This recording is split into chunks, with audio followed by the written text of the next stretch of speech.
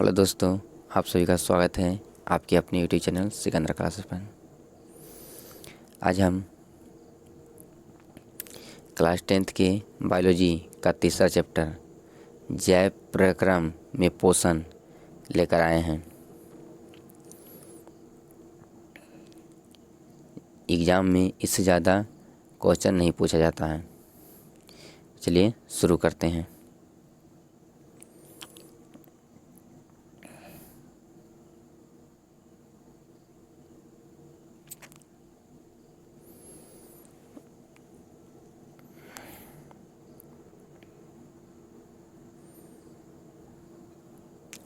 पहला क्वेश्चन, एक कोश के पौधा जैसे में कौन कौन क्लेमाइडोमोनस यूग्लिना तथा बहुकोषीय पौधा जैसे में शैवाल में खाद्य पदार्थों का परिवहन होता है। तो खाद्य पदार्थों का परिवहन होता है उन्हें किस क्रिया द्वारा होता है? तो विसरण द्वारा। किसके द्वारा? विसरण द्वारा। दूसरा नंबर, पादप में जाइलम उत्तरदायी होता है तो जल का संवहन के लिए, जल का संवहन अर्थात जल का परिवहन के लिए। जाइलम जो होता है जल का परिवहन के लिए।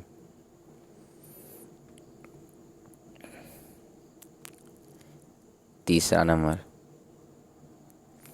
हृदय से रक्त रुधिर को संपूर्ण शरीर में पंप किया जाता है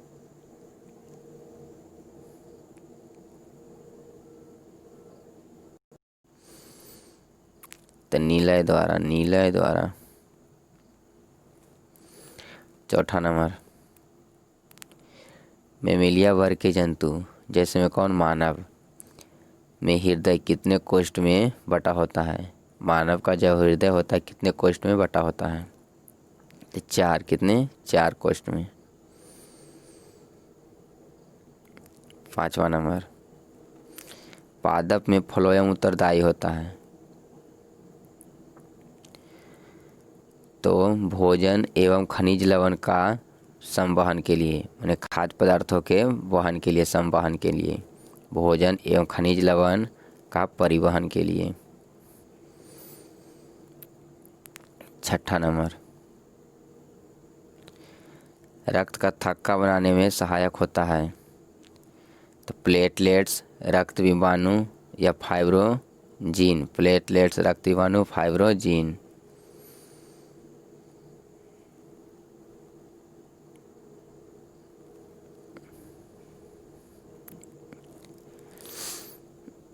सातवां नंबर, पौधों में फ्लोएम द्वारा खाद्य पदार्थों का स्थानांतरण किस रूप में होता है? तो सुक्रोज के रूप में, सुक्रोज के रूप में या सुक्रोज के रूप में। आठवां नंबर, फ्लोएम से खाद्य पदार्थ का परिवहन पौधे में किस दिशा में होता है? तो खाद्य पदार्थों का जो परिवहन होता है किस दिशा में?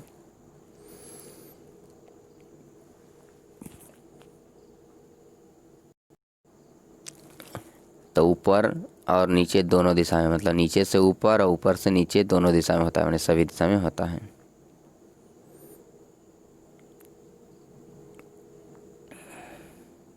नौ नंबर, रक्त किसकी उपस्थिति के कारण लाल दिखाई देता है? तो हीमोग्लोबिन के कारण, हीमोग्लोबिन के कारण। 10 नंबर, शुद्ध या ऑक्सीजनित रक्त या रुधिर को हृदय से शरीर के विभिन्न भागों में ले जाने वाली रक्त वाहिनियां कौन है? तो धमनी। कौन है? धमनी।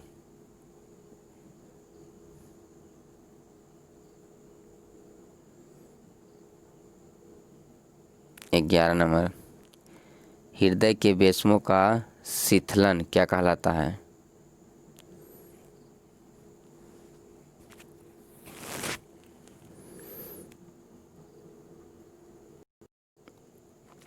तो शिथिलन जो होता है शीतलन डायस्टोल कहलाता है। शीतलन क्या कहलाता है? डायस्टोल।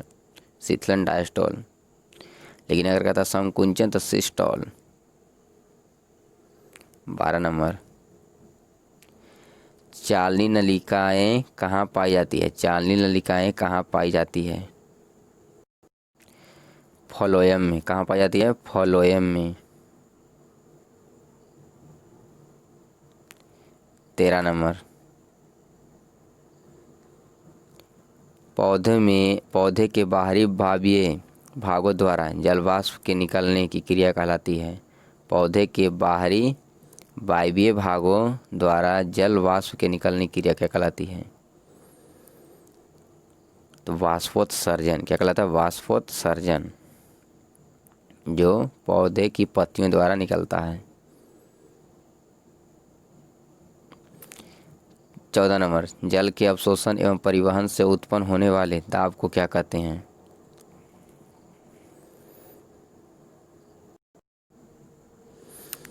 तो मूल दाब। क्या कहते हैं? मूल दाब। 15 नंबर, खनिज लवणों का अवशोषण पौधे किस रूप में करते हैं?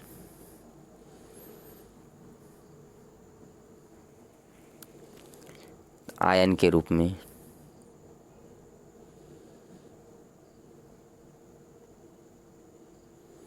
एक पेड़ अपने जीवन काल में कितना गुना जल वाष्प उत्सर्जित करता है? 100 गुना।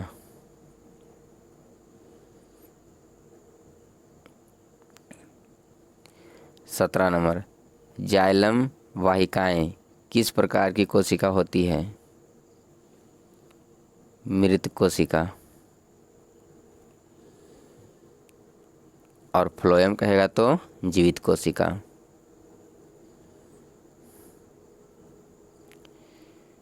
18 नंबर, रक्त या रुधिर है तो तरल संयोजी उत्तक है। तरल संयोजी उत्तक। 19 नंबर, रक्त प्लाज्मा में किसकी मात्रा सबसे अधिक होती है?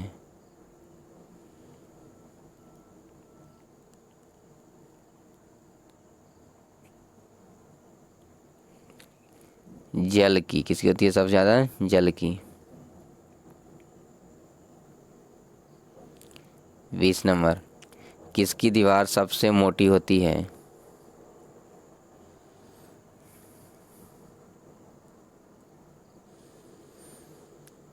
बायां निलय का। बायां निलय का।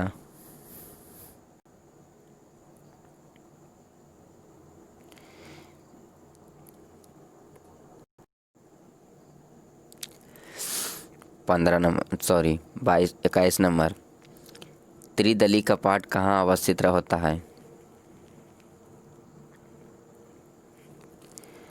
दायां आलिंद निलय छिद्र पर। दायां आलिंद निलय छिद्र पर।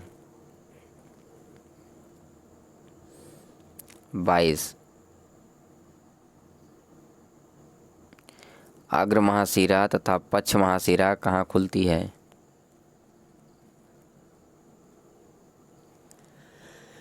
बायां आलिंद में। बायां आलिंद। बायां आलिंद में। 23 नंबर, एस ए नोड जिसको कहते हैं साइनो ओरिकुलर नोड है। तंत्रिका उत्तक है। क्या है? तंत्रिका उत्तक।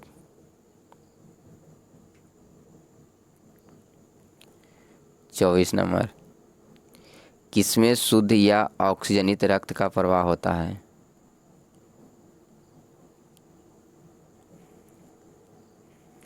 तब फुफ्फुस शिरा में। किसमें होता है? फुफ्फुस शिरा में।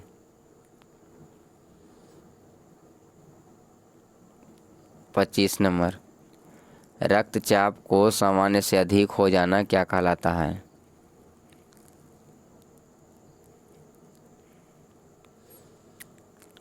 हाइपरटेंशन। हाइपरटेंशन।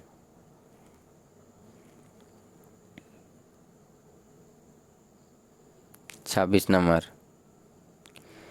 रक्त का तरल भाग प्लाज्मा का आयतन के हिसाब से पूरे रक्त कितना करीब कितना प्रतिशत होता है? 55%। कै प्रतिशत? 55%।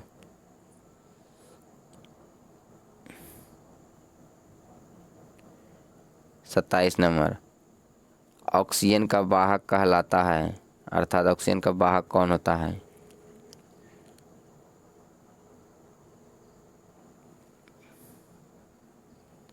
तो हीमोग्लोबिन। ऑक्सीजन का वाहक कौन होता है? हीमोग्लोबिन या रुधिर, लाल रुधिर। हीमोग्लोबिन या लाल रुधिर। 25 नंबर, फुफ्फुस चाप कहाँ से निकलती है?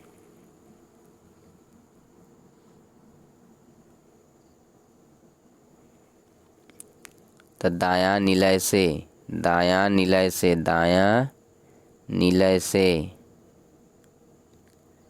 दायां निलय से।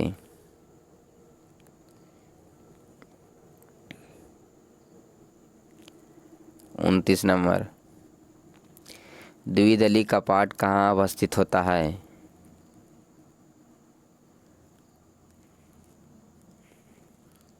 तो बायां आलिंद निलय छिद्र पर, बायां आलिंद निलय छिद्र पर। 30 नंबर, महाधमनी कहाँ से निकलती है? बायां निलय से। कहाँ से निकलती है? बायां निलय से। इधर आप लोग को दिखाई नहीं दे रहा होगा, इसलिए थोड़ा सा दिक्कत करके देख लीजिएगा, बोल रहे हैं समझिएगा ज़्यादा। चलिए अगला क्वेश्चन 31 नंबर, एक स्वस्थ व्यक्ति का सामान्य स्थिति में प्रकुंचन दाब तथा अनुशीतलन दाब का मूल अनुपात होता है। तो प्रकुंचन दाब कितना होता है? 120। और अनुशीतलन कितना होता है? 80। केवल कितना? 80। केवल कितना? 80। तो 120 बटे कितना हो जाएगा? 80। यानी 120 mm बटे 80 mm। 120 mm बटे 80 mm तो हो जाएगा 120 बटे 80। ऑप्शन नंबर बी में दिखाई दे रहा है 120 mm बटे 80 mm।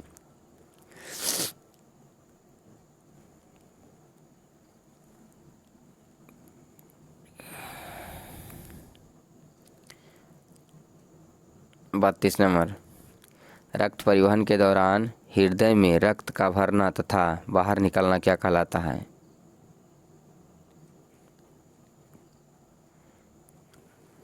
द्विगुण परिवहन।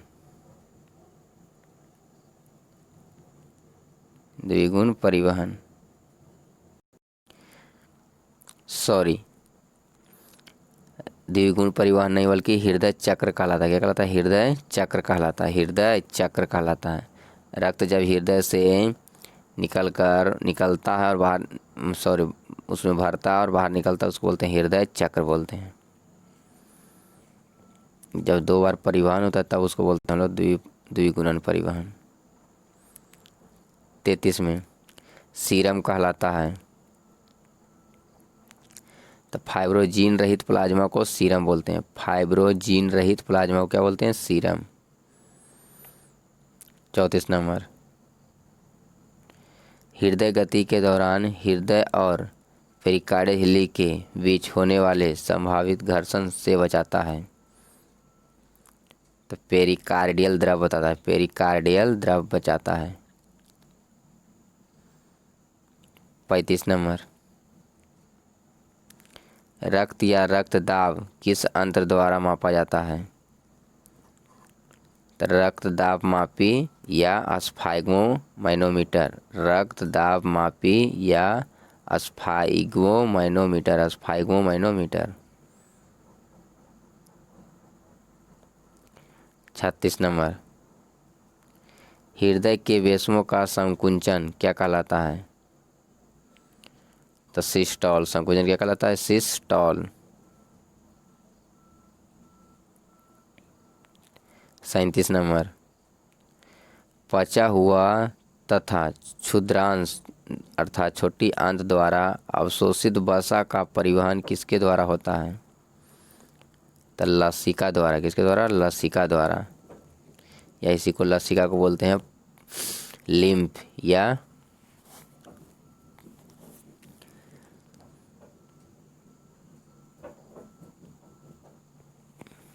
चलिए आगे 38 नंबर, जल के परिवहन में मूल दाब किस समय विशेष रूप प्रभावित होता है?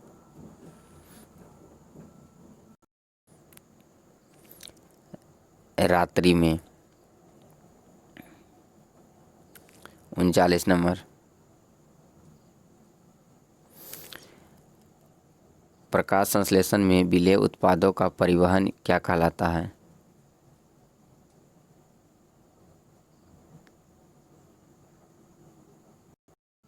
स्थानांतरण। क्या कहलाता है? स्थानांतरण। 40 नंबर, पादप के वायवीय भागों द्वारा वाष्प के रूप में जल की हानि क्या कहलाती है? बाष्पोत्सर्जन कहलाता है। 44 नंबर, रक्त या रुधिर को एकत्रित कर शरीर के विभिन्न अंगों से हृदय में कौन लाता है?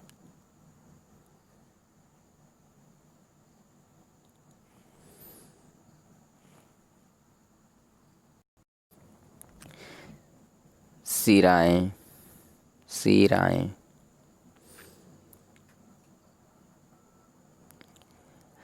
42 नंबर, मछली का हृदय में कितने कोष्ठ होते हैं? मछली के हृदय में कितने कोष्ठ होते हैं?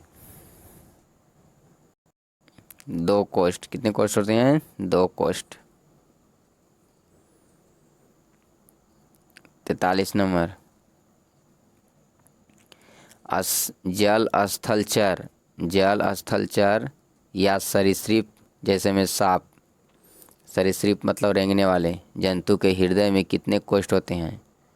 जल और स्थल पर रहने वाले दोनों जीव और रेंगने वाले जीव जंतु के हृदय में कितने कोष्ठ होते हैं?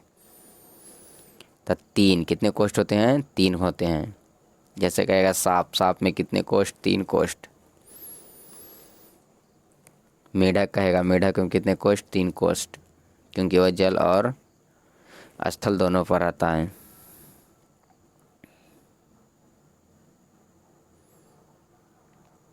चौवालीस, हमारे शरीर में कौन भोजन ऑक्सीजन तथा व्यर्थ पदार्थ का परिवहन करता है?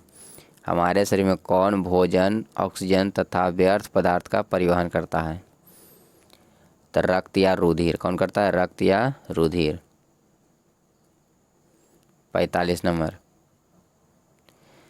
हमारे शरीर में कौन भोजन कार्बन डाइऑक्साइड तथा नाइट्रोजनी व्यर्थ पदार्थ का विलीन रूप से परिवहन करता है?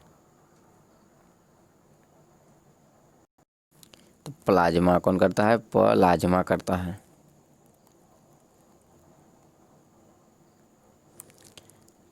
46 नंबर,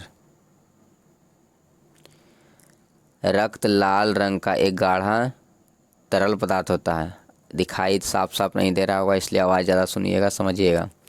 रक्त लाल रंग का गाढ़ा तरल पदार्थ होता है जिसका pH मान होता है तो 7.4 होता है। 7.4 होता है। लाल रक्त का रंग का गाढ़ा क्षारीय तरल पदार्थ होता है। क्षारीय तरल पदार्थ होता है जिसका pH मान कहेगा तो 7.4 होता है। 47 नंबर, खुला परिवहन तंत्र पाया जाता है तो केचुआ, तितली, कॉकरोच, तिलचट्टा, ये सभी में खुला परिसंचरण तंत्र पाया जाता है। केचुआ, तितली, कॉकरोच, तिलचट्टा में कहेंगे तो खुला परिसंचरण तंत्र पाया, खुला परिवहन तंत्र पाया जाता है। 48 नंबर, मानव हृदय 1 मिनट में कितनी बार धड़कता है? तो 70 से 75 बार। 70 से 75 बार।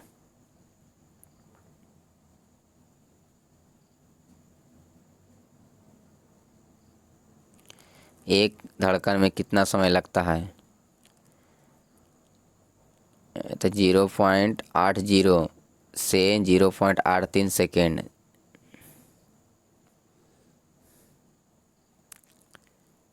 पचास नंबर, किसमें केंद्रक नहीं पाया जाता है? तो श्वेत रक्त कोशिका में, श्वेत रक्त कोशिका में।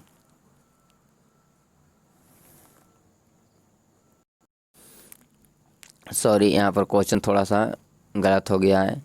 क्वेश्चन है कि मनुष्य तथा मैमेलिया वर्ग के जंतुओं में न्यूक्लियस नहीं पाया जाता है। तो लाल रक्त कोशिका में न्यूक्लियस नहीं पाया जाता है, लाल रक्त कोशिका में। तो इस क्वेश्चन को आप लोग गलत कर दीजिएगा। आइए 51 नंबर,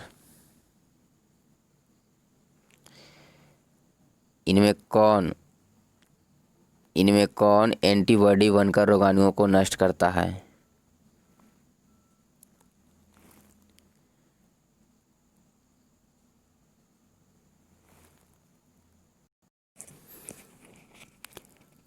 तो लिम्फोसाइट।